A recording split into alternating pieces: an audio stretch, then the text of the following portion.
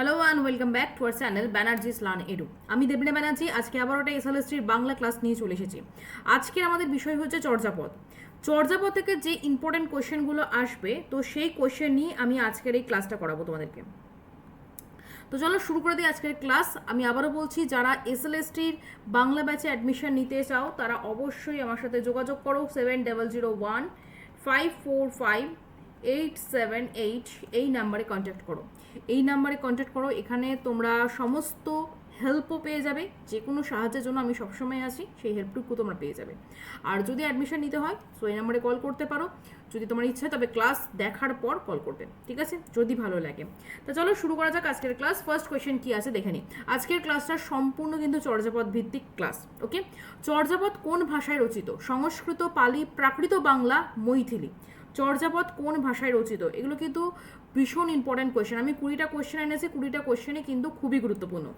চর্যাপদ কোন ভাষায় রচিত? আমরা জানি যে বাংলা ভাষার একটা প্রাথমিক নিদর্শন হচ্ছে চর্যাপদ, কিন্তু চর্যাপদের ভাষাটা অ্যাকচুয়ালি কী ছিল সেটাকে আলো আধারি ভাষা বলছে, মানে কিছুটা বোঝা যেত কিছুটা বোঝা যেত না। আমরা এখন যে ভাষায় কথা বলছি, আমি তোমাদেরকে যে ভাষায় বোঝাচ্ছি, যে ভাষায় কথা বলছি, যে ভাষায় আমরা তোমার সাথে আলাপ করছি, এখন সেটা সম্পূর্ণভাবে বোঝা যায়। কিন্তু সেই সময়ের বাংলা ভাষা ততটা মানে বোধগম্য ছিল না, আর সবটা তো পুঁথিগত ছিল। আর এই চর্যাপদের ভাষা ছিল প্রাকৃত বাংলা, সম্পূর্ণ প্রাকৃত নয়, ঠিক আছে, প্রাকৃত বাংলা ছিল। আবার সংস্কৃত কিন্তু নয়, সংস্কৃত ভাষা আমরা আর্যদের সময় দেখেছি। পালি সম্পূর্ণভাবে বৌদ্ধদের ভাষা, এটা বলছে প্রাকৃত বাংলা, ঠিক আছে।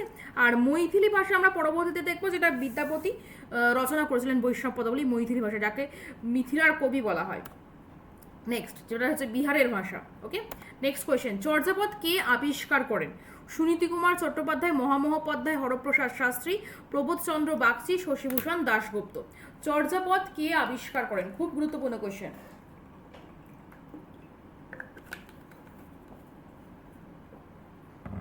আর এসএলএসিতে যে খুবই ডেপথে কোয়েশ্চেন আসবে তেমনটা নয়, আবার যে খুব ইজি আসবে সেরকম নয়, মোটারের কোয়েশ্চেনই আসবে। চর্যাপদ আবিষ্কার করেছিলেন মহামহোপাধ্যায়, হরপ্রসাদ শাস্ত্রী। কোথা থেকে? নেপালের রাজদরবারের লাইব্রেরি বা গ্রন্থাগার বা পুঁথিশালা থেকে।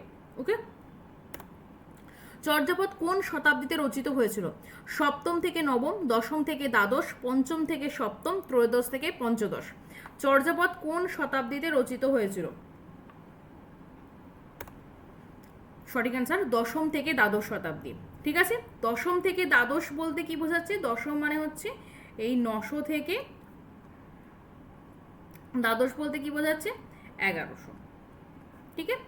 এটা হচ্ছে 1199 পর্যন্ত খুব সম্ভবত, তারপরে ত্রয়োদশ পড়ে যাচ্ছে 1200 থেকে 1199। ক্লিয়ার?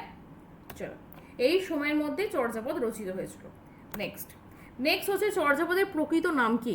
বৌদ্ধ গান ও দোহা, চর্যাচর্য বিনিশ্চয়, হাজার বছরের পুরাণ বাংলা, আর সন্ধ্যা ভাষা। চর্যাপদের প্রকৃত নাম কি? চর্যাপদ আবিষ্কার হওয়ার পর এই নামটা স্থির করা হয়েছে, এবং কে দিয়েছেন পরবর্তী আমি কোশ্চেনে বলছি। চর্যাপদের প্রকৃত নাম হচ্ছে চর্যাচর্য বিনিশ্চয়। ওকে, নেক্সট, চর্যাপদের পুঁথি কোথা থেকে আবিষ্কৃত হয়েছিল? আমি প্রথমে বলে দিয়েছি চর্যাপদের পুঁথি কোথা থেকে আবিষ্কৃত হয়েছিল। ভুটান, শ্রীলঙ্কা, নেপাল, তিব্বত। যেটা আবিষ্কার করেছিলেন হরপ্রসাদ শাস্ত্রী মহাশয়, হরপ্রসাদ মহামহোপাধ্যায় হরপ্রসাদ শাস্ত্রী মহাশয় করেছিলেন। কোথা থেকে করেছিলেন?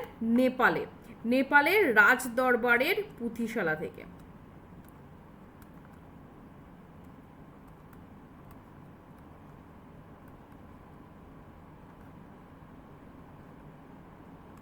ওকে, নেক্সট, চর্যাপদ কতজন কবি রচনা? কতজন কবি চর্যাপদ রচনা করেছেন? খুবই গুরুত্বপূর্ণ কোয়েশ্চেন।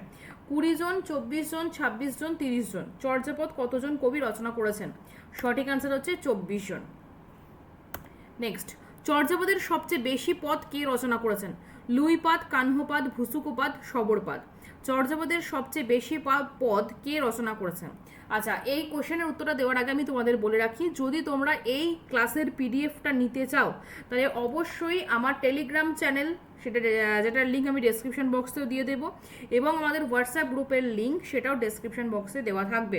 সেই হোয়াটসঅ্যাপ গ্রুপে এবং টেলিগ্রাম চ্যানেলে দুটোতেই কিন্তু আমি এর পিডিএফ দিয়ে দেবো, তো তোমরা সেখান থেকে কালেক্ট করে নিতে পারো, ঠিক আছে। আর যে কোনো হেল্পের জন্য তোমরা আমাকে ফোন করতে পারো 7001-545-878। এই নাম্বারে যে কোনো হেল্পের জন্য তোমাদেরকে আমি সবসময় সাহায্য করব, ঠিক আছে? তার জন্য তোমাদেরকে কোনো পারিশ্রমিক দিতে হবে না, তোমাদেরকে কোনো এনফোর্সও আমি করবো না যে আমার ক্লাসে ভর্তি হও বা আমার কাছে ভর্তি হও, ঠিক আছে?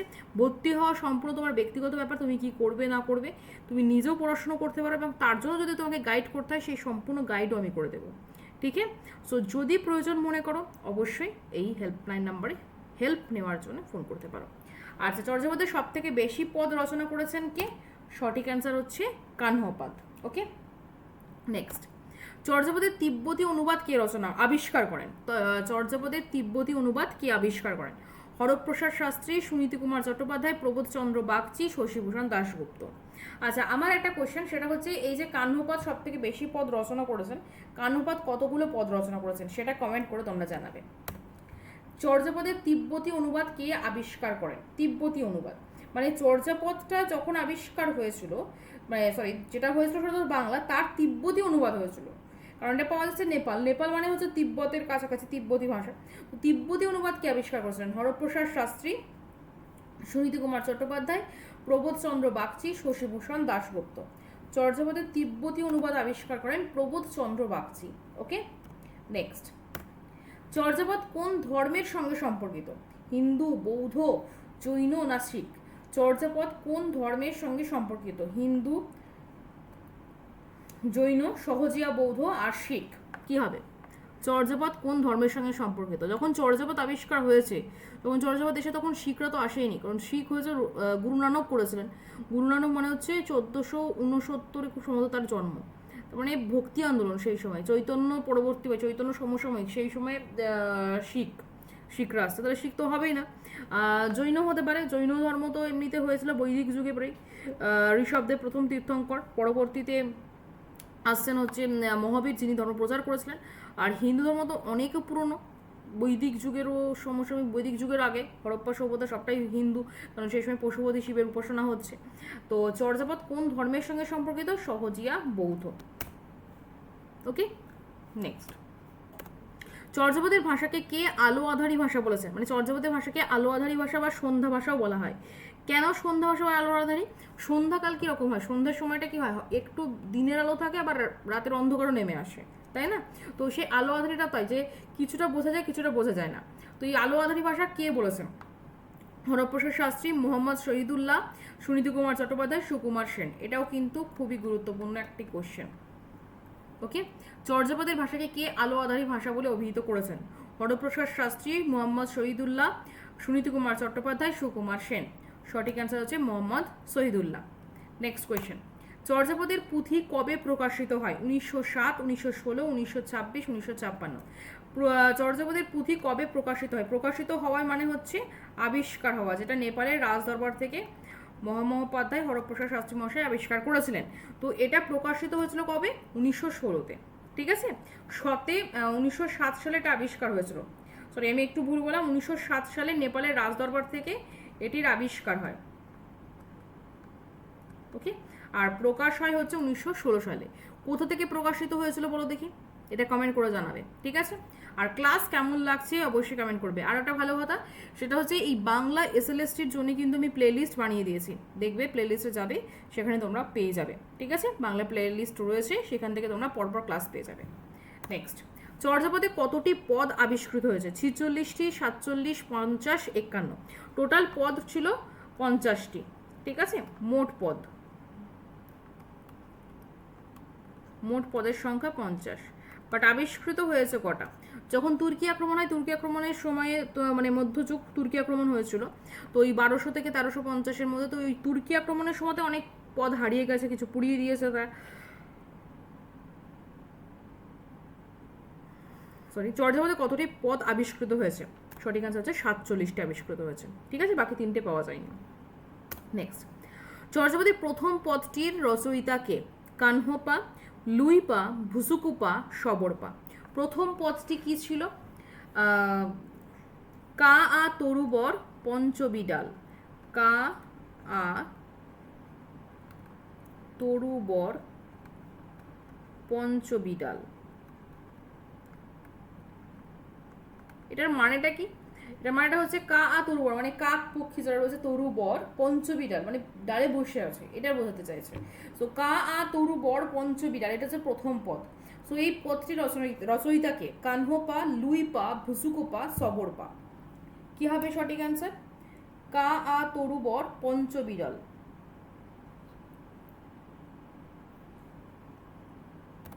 সঠিক অ্যান্সার হচ্ছে লুইপা। নেক্সট, টালো তো মোর ঘর নাহি পড়ো বেশি, পদটি রচয়িতাকে। এটাও চর্যাপদের একটি পদ, টালো তো মোর ঘর নাহি পড়ো বেশি। কাহ্নপাদ, ঢেন্ডনপাদ বা পা বলছে সবরপাদ, ভুসুকোপাদ। টালো তো মোর ঘর নাহি পড়ো বেশি, পদটি রচয়িতাকে। কাহ্নপা, ঢেন্ডনপা, সবরপা, ভুসুকোপা। সঠিক অ্যান্সার ঢেন্ডনপা।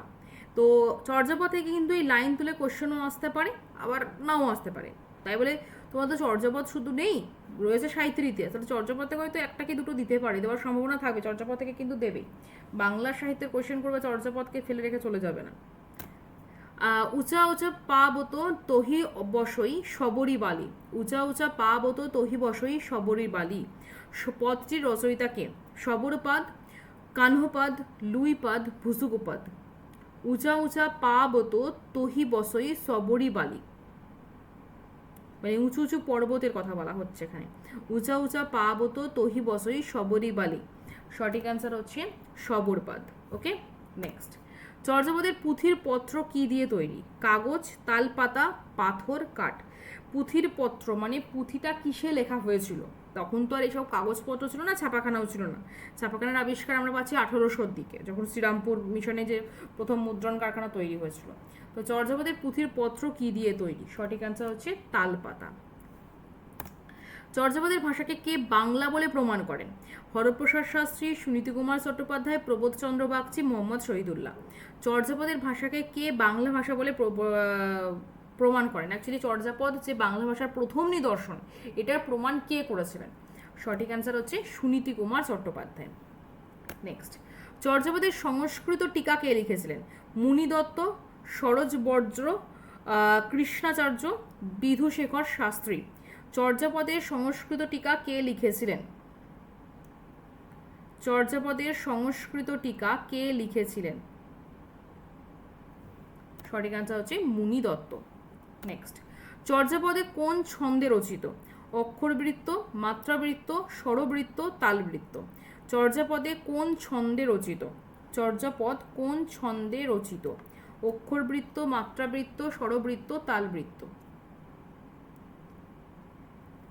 সঠিক অ্যান্সার হচ্ছে মাত্রাবৃত্ত ছন্দ। এই অক্ষরবৃত্ত তো পরবর্তীতে পাচ্ছি, মাত্রাবৃত্ত ছন্দে রচিত। ঠিক আছে, তাহলে কোন ছন্দ কীরকম এটা নিয়ে আমি একটা ক্লাস করাবো। ঠিক আছে, ছন্দ অলঙ্কারের ক্লাস একটা থাকবে, তাহলে বুঝতে তোমাদের সুবিধা হবে। এছাড়াও ব্যাকরণের ক্লাস থাকবে। তবে তোমরা কমেন্ট করে জানাও যে ব্যাকরণের ক্লাস তোমরা কীরকম চাও, এমসিকিউ নাকি একদম এক্সপ্লেনেশন, মানে শুধুমাত্র কনসেপচুয়াল ক্লাস হবে, কী চাও সেটা কমেন্ট করে জানাবে। নেক্সট কোয়েশ্চেন, লাস্ট কোয়েশ্চেন, চর্যাপদের মূল উপজীব্য বিষয় কি? বৈষ্ণব দর্শন, বৌদ্ধ ধর্মের সাধনা ও তত্ত্ব, শাক্ত দর্শন, সাম্যবাদ। চর্যাপদের মূল উপজীব্য বিষয় কি ছিল? বৈষ্ণব দর্শন। বৈষ্ণব দর্শন এটা যদি বলে থাকে তাহলে কেন কোনোভাবেই হবে না, কারণ আমরা বৈষ্ণব ধর্ম পাচ্ছি কখন? চৈতন্যদেব। চৈতন্যদেবকে কখনো আমরা পাচ্ছি, আমরা চর্যাপদের পদ শ্রীকৃষ্ণ কীর্তন, বৈষ্ণব পদাবলী পরবর্তী মানে চৈতন্য সময় হচ্ছে আমরা বিদ্যাপতি জ্ঞানদাসের পরবর্তীতে পাচ্ছি, গোবিন্দ দাসের সময়, সরি বিদ্যাপতি চণ্ডীদাসের পরবর্তীতে পাচ্ছি, জ্ঞানদাস গোবিন্দ দাসের সময়ে তাদের আগে আমরা ইয়েকে পাচ্ছি, চৈতন্যদেবকে পাচ্ছি। চৈতন্যদেব হচ্ছেন বৈষ্ণব দর্শন। তাহলে চর্যাপদের সময় বৈষ্ণব দর্শন ছিল না, তাহলে বৈষ্ণব দর্শন হবে না অবশ্যই। শাক্ত দর্শন মানে শৈব দর্শন, যেটা আমরা সেই চৈতন্যদেবের মধ্যযুগের ওই সময় পাচ্ছি। ঠিক আছে, তাহলে চর্যাপদের মূল উপজীব্য বিষয় কি? বৌদ্ধ ধর্মের সাধনা ও তত্ত্ব। ঠিক আছে, তাহলে চর্যাপদ থেকে তোমাদের এই কটি কোশ্চেনই থাকলো। আশা করছি তোমাদের ক্লাসটা ভালো লেগেছে। তো যদি ভালো লাগে অবশ্যই কমেন্ট করবে, শেয়ার করবে, লাইক করবে। ঠিক আছে, আর তোমরা কী ধরনের কী ক্লাস চাইছো ব্যাকরণ থেকে সেটাও কিন্তু কমেন্ট করে জানাবে। আর ক্লাসের প্লেলিস্ট আমি করে দিয়েছি, সেখান থেকে দেখে নাও। হোয়াটসঅ্যাপ গ্রুপ, টেলিগ্রাম চ্যানেলের লিঙ্ক সব কিছু ডেসক্রিপশন বক্সে থাকছে। যা যা প্রয়োজন, যা যা আদায় করে নিতে হবে সবটাই আদায় করে নাও আমার কাছ থেকে, ফোন করে হোক বা হোয়াটসঅ্যাপ করে হোক। Thank you so much for watching this video. এই ভিডিওটা দেখার জন্য অজস্র ধন্যবাদ তোমাদেরকে। দেখা হচ্ছে নেক্সট ভিডিওতে, নেক্সট ক্লাসে। ততক্ষণ ভালো থাকো, সুস্থ থাকো, সাবধানে থাকো। Thank you.